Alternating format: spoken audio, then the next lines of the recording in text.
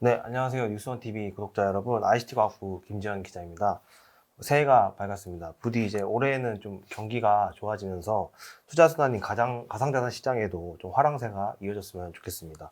아쉽게도 산타랠리를 기대하셨던 분들이 좀 많이 계셨을 텐데, 실제 크리스마스 시즌에 드라마틱한 시세 상승은 나오진 않았습니다.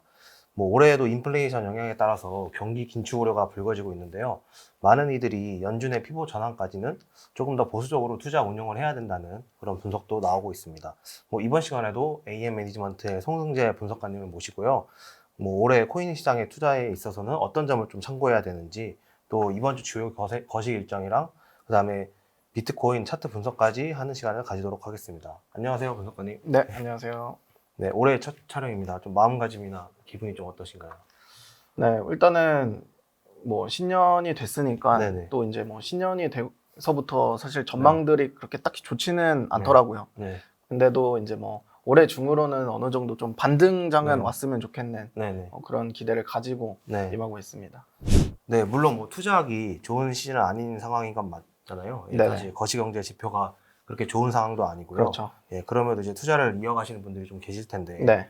올해 코인 투자에 있어서 참고해야 할 만한 지표가 좀 어떤 게 있는지 좀 추천을 해주시거나 어떤 게 있다고 생각하시는지 좀 궁금합니다. 일단은 지난해와 마찬가지로 네네. 사실 지난해부터 좀 글로벌 증시랑 네네. 커플링이 좀 현상이 많잖아요. 네네. 그렇기 때문에 미 연준의 그런 이제 통화 정책 음. 계획이라든지 그리고 특히나 올해부터는 인플레이션에 더해서 네. 경기 침체 이슈까지도 좀 네. 부각되기 때문에 그런 경기 침체 관련한 네. 그런 경기 관련 음. 지표들도 좀 참고를 하시면 좋을 것 같습니다. 네. 그럼 오늘도 이제 우선 지난주 되돌아보기 코너를 네. 통해서 분석가님이 최근 시장 상황에 대해서 조금 더 전달 부탁드리겠습니다. 네, 우선은 비트코인은 한 주 동안 0.86% 정도로 상승을 한 뒤에 16,601달러로 전주 대비 마이너스 1.33%로 음봉 마감됐고요.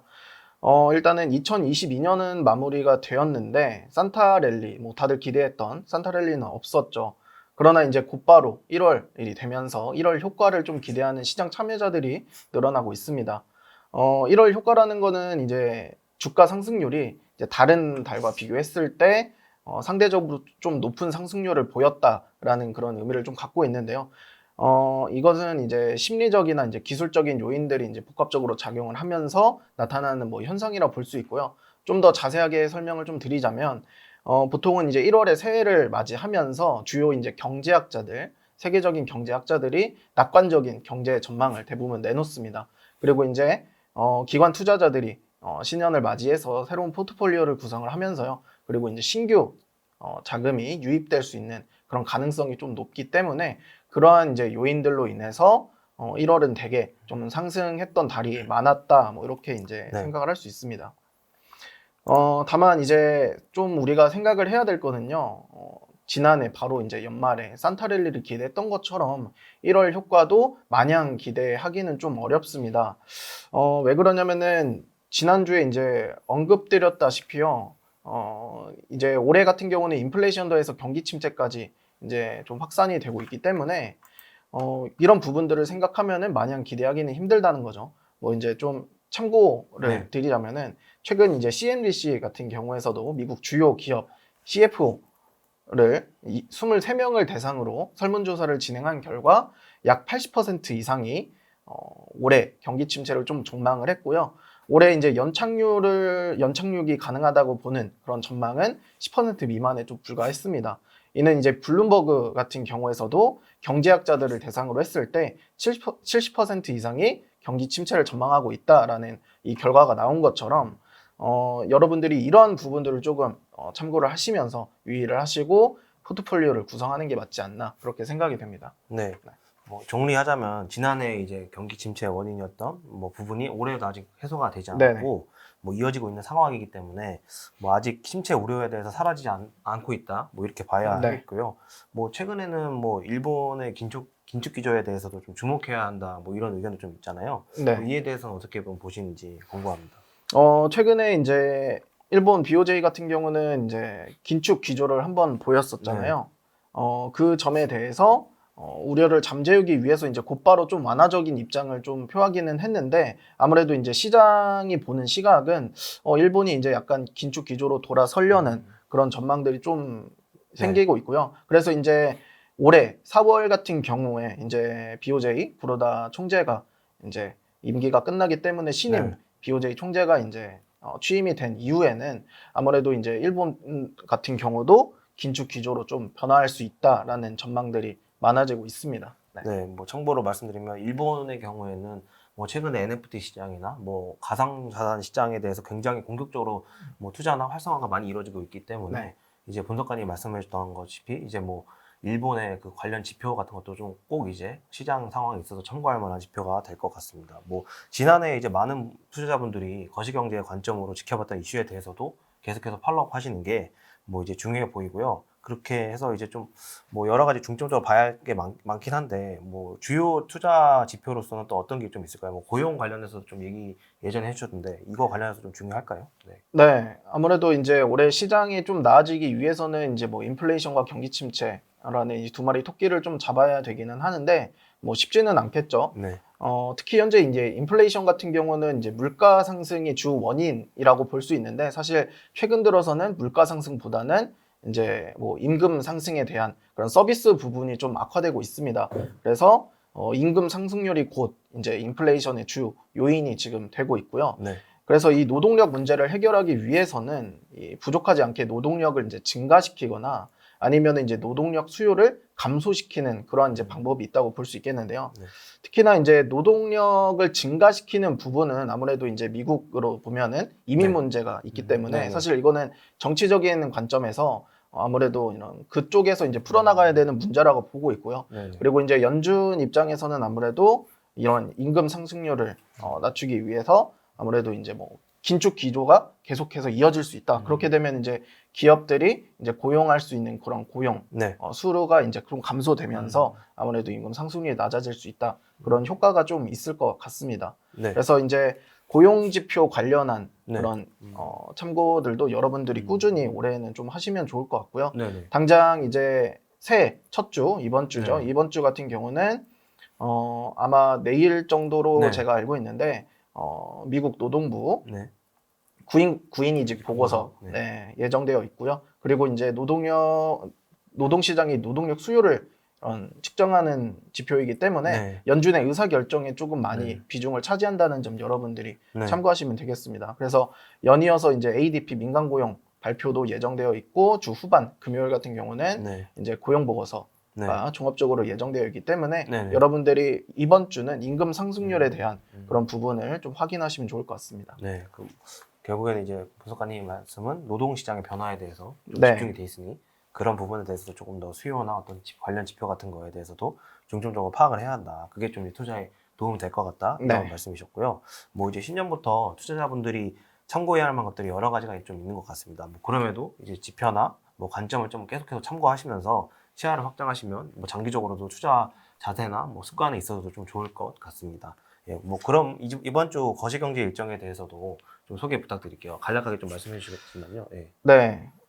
일단은 오늘 같은 경우는 미국 마켓 제조업 PMI가 있고요. 네네. 이거는 뭐 시장에 영향력을 크게 끼칠 만한 지표는 아니라고 저는 판단을 해서요. 네네. 바로 이제 다음 날 기준이 이제 수요일, 네. 목요일, 금요일에 좀 집중적으로 예정되어 있다 이렇게 보시면 될 것 같습니다. 네. 수요일 같은 경우는 미국 ISM 제조업 PMI가 있고요. 이거는 미국의 경기 상황을 나타내는 그런 척도로 볼 수 있고 이제 50포인트를 기준으로 해서 이하로 나타날 경우에는 경기가 조금 침체되는 그런 분위기를 나타내고 있다. 약간 이런 식으로 네. 보기 때문에 네. 이 부분 참고하시면 좋을 것 같고 네. 이제 미국 구인이직 보고서와 네. 이제 추가적으로 이제 고용 지표 말고도 FOMC 회의록 공개가 있습니다. 네. 그래서 해당 회의록 공개에서 연준의 그런 올해 통화 정책 계획을 좀 엿보는 그런 이제 참고가 될 것 같고요. 네. 그리고 이제 목요일 같은 경우는 미국 ADP 민간 고용 네. 예정되어 있고요. 바로 금요일에는 네. 미국 ISM 비제조업 PMI랑 네. 이제 미국 고용 보고서 이렇게 참고하시면 될 것 같습니다. 네, 이번 주 거시경제 일정에 대해서 이렇게 말씀을 드렸고요.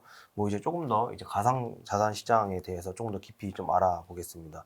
뭐 관련한 데이터를 뭐 계속해서 이제 뭐 분석가님이 이제 공유를 해주고 계신데요. 일단 뭐 우선 뭐 크립토 마켓 전체 시가총액에 대해서 저희가 좀 꾸준히 살펴봤잖아요. 네네. 뭐 계속해서 이제 관점을 공유를 해주고 계시고 있는데 뭐 지난주에는 좀 어떤 움직임을 보였는지 궁금합니다. 네. 우선은 이 가상자산 시가총액을 네네. 보면요. 일단은 이번 주봉 마감 같은 경우는 759.168 빌리언으로 네네. 마감이 됐습니다. 아직까지도 좀 약세를 보이고 그러네요. 있고요. 네. 저점에서 뭐 크게 벗어나지 못하는 그런 움직임으로 이어지고 있습니다. 그래서 네. 현재까지는 이 가상자산 시가총액 같은 경우도 지금 비트코인 주가와 네. 좀 유사하게 네. 흘러가고 있기 때문에 그렇죠. 아직까지 뭐 특별한 움직임은 없고요. 네. 계속해서 이제 꾸준히 말씀드렸다시피 음. 1트릴리언 위로는 네. 올라와야 네. 여러분들이 조금 이제 원하는 음. 그런 활발한 시장을 좀 기대할 수 있을 것 같습니다. 네. 결국엔 뭐 1트릴리언 위로 올라오려면 뭐 FTX 사태 발생하기 전 그 정도 상황까지 그렇죠. 최소한 올라와야 네. 뭐 될 것 같다는 그런 좀 말씀을 해주셨고요. 뭐 이제 비트코인 차트에 대해서도 조금 더 상세하게 좀 분석 부탁드리겠습니다. 네. 이제 신년을 맞이했으니까 좀 중장기 관점을 네. 한번 먼저, 간단하게 네. 보고요. 그 다음에 단기적인 흐름을 이어가겠습니다. 먼저 중장기 관점에서 봤을 때는요. 지금 개인적으로는 이제 올해가 어떻게 보면 투자가 좀 힘들 수도 있는 해이기도 하면서 네. 사실 개인적으로는 올해가 가장 좀 여러분들이 투자를 고려해야 되는 그런 기회가 될 수 있는. 기회가 될 수 있는 그런 해라고 좀 저는 생각을 네. 합니다. 왜 그러냐면은 일단은 작년에 1년 동안 네. 엄청나게 계속 줄곧 하락만 해왔어요. 네네. 계속 연이어서 하락만 해왔고 뭐 그렇다 할 큰 기술적 반등도 없었습니다. 네. 지금 보시면은 통상 이제 뭐 기술적인 관점이라고 봤을 때는 뭐 이제 엘리엇 파동 이론이라는 게 네. 있죠. 그런 거를 이제 그냥 그 특징만 보면은 네. 그 엘리엇 오파는 하락을 총 3번에 걸쳐서 한다는 거예요. 네네. 네, 그 과정에서 음. 반등이 이제 이런 식으로 있는 거고요. 네. 그래서 이런 거를 봤을 때 네. 지금 재작년 네. 11월 기준으로 하락이 시작돼서 한번 큰 하락을 맞이했고 다음 기술적 반등이 나왔죠. 네. 그다음에 두 번째 하락이 나오고 기술적 반등이 약하게 나왔습니다. 그리고 지금 현재까지 세 번째 하락이 좀 나온 상황에서 네. 사실 이거를 이제 보면서 여러분들이 좀 특징을 잡아내셔야 되는 부분은 네. 점점 하락폭이 좀 줄어들고 줄어든다. 있다. 네, 그리고 네. 또 하락 기울기 이제 낮아지고 있다. 하락 네. 기울기가 많이 지금 좀 완화되고 있다. 네. 그렇게 이제 보시면은 좋을 것 같아요. 네네. 그래서 이러한 이제 추세 움직임은 또 예. 어떤 식으로 해석할 수 있냐면은 이거는 이제 점점 바닥에 가까워지고 있어서 방향성을 나타내기 위한 수렴 활동 네. 움직임으로도 좀 볼 수 있습니다. 네네. 그래서 저 같은 경우는 아무래도 이제 올해 중으로는 네. 이제 이 중장기 작년부터 이어졌던 이 중장기 하락이 네. 어느 정도 좀 마무리를 하고 네. 바닥을 해서 네. 이 중장기 하락분에 대한 기술적 반등 반등 정도는 정도? 네. 올해 중으로 네네. 나오지 않을까. 올해 네. 상반기 정도로는 좀 네. 나오지 않을까 그렇게 좀 예상을 하고 있고요. 네네. 특히나 이제 다른 이제 주요 운용사들 같은 경우도 보면은 올해 상반기 안에 네. 뭐 연준이 이제 피봇을 할 거라는 그런 네네. 전망들도 좀 많아지고 있잖아요. 네네. 만약에 이제 연준이 상반기 안에 피봇하는 그런 움직임도 네. 있다면 충분히 이 중장기 하락에 대한 기술적 반등이 네. 있지 않을까. 네. 그리고 주요 가격대에서 봤을 때도 네. 이제 최종 지지선에 거의 다 다다랐기 때문에 네. 그렇게 이제 관점을 보셔도 네. 좋을 것 같습니다. 네. 먼저 뭐 중장기적 관점에 대해서 먼저 언급을 해주셨는데요. 이렇게 보니까 굉장히 작년 내내는 진짜 줄곧 하락을 많이 네. 했네요. 결국엔 이제 뭐 말씀은 이제 기술적인 부분에 있어서도 어느 정도 반등 시점이 좀 가까워왔고, 만약에 근데 그게 꼭 확실적으로 이렇게 할 수 있는 부분은 아니라서 네네. 어쨌든 연준의 뭐 피봇이라든지 어떻든 뭐 이제 거시경제 관련해서 좀 나아지는 상황이 발생하면 그거에 따라서 네. 또 이제 반등의 세기도 또 조절이 될 수도 있고 네. 뭐 그러한 상황인 것 같습니다. 뭐 조금 더 이제 디테일하게 이제 차트의 뭐 지지선이나 저항선 관련해서 좀 언급도 부탁드릴게요. 네, 단기적인 지금 현재 단기적인 흐름을 네. 공유를 드리겠습니다. 우선은 단기적으로 좀 주요 가격대라고 볼 수 있는 거는 이제 매물대가 가장 많이 단기적으로 집중되어 있는 거를 이제 가리키는데 네. 우선은 16,800달러와 16,500달러 구간에 가장 많은 매물대가 집중이 되어 있고요. 네네. 지금 현재 그 구간 안에서 계속해서 주가가 움직이고 네네. 있습니다. 네. 그렇지만 이제 단기적으로 저는 개인적으로는 지금 좀 이제 반등의 가능성을 계속해서 좀 보고 있고요. 네. 이 부분에 대해서는 네. 최근 단기 저점을 형성했던 16,261달러 정도를 네. 저점을 기준으로 해서 리스크 대응을 좀 기준으로 삼을 수 있을 것 같습니다. 그래서 이 16,200달러 정도만 이탈하지 않는다면 지금 현재보다는 조금 더 반등의 시도가 있을 거고 이 반등에 대한 이제 저항 목표값이라고 네. 하죠. 저항은 17,300달러 정도로 네. 볼 수 있습니다. 이 17,300달러라는 거는 네. 최근에 이 하락을 했던 네. 이 급락에 대한 중간 값입니다. 네. 중간 값. 보통은 이 중간 값부터 음. 61.8% 정도를 네. 기술적 반등 구간이라고 하죠. 네. 네. 네. 그래서 이 정도까지는 도달을 시도할 거라고 저는 지금 보고 있고요. 네. 만약에 이제 여기서 추가적인 상승으로 해서 네. 올라간다라고 했을 때는요. 네. 18,452달러 정도는 넘어서줘야 되지 않을까. 네. 이 18,452달러는 이번 그 최근 이 FTX 사태에 대한 급락에 네. 대한 또 중간값. 중간값이기 때문에 결국에는 여기 네. 위로는 좀 넘어서주는 움직임이 필요하다. 네. 그래서 단기적으로는 정리를 하자면 여러분들이 지금 현재 뭐 리스크 대응이라고 한다면 네. 16,200달러 정도를 리스크 기준선으로 자리를 잡으시고요. 네. 그 다음에 저항값은 방금 말씀드린 17,300달러 정도 생각하시면 될 것 같습니다. 네. 뭐 방향성이 뭐 갑자기 나올 가능성 적긴 하지만 네. 만약에 나온다고 하면 뭐 하방으로 만약에 방향성이 나온다면 16,200달러 선을 이탈을 할 네. 것 같고요. 뭐 그다음에 좀 상방으로 좀 방향성을 좀 움직인다고 하면 일단 우선적으로는 17,300달러 윗부분에 저항선을 좀 뚫고 올라가서 뭐 장기적으로는 중장기적으로는 저번에 좀 얘기해 주셨던 뭐 어쨌든 2만 달러 한 21,500달러인가요? 그 정도 선을 돌파를 해야 뭐 추세 전환에 대한 좀 어느 정도의 가능성을 또 엿볼 수 있을 것 같습니다. 네, 이렇게 해서 이제 송 본사관님이 이제 중장기적인 뭐 비트코인 관점이랑 또 장기적인 관점에 대해서도 자세하게 좀 설명을 해주셨습니다.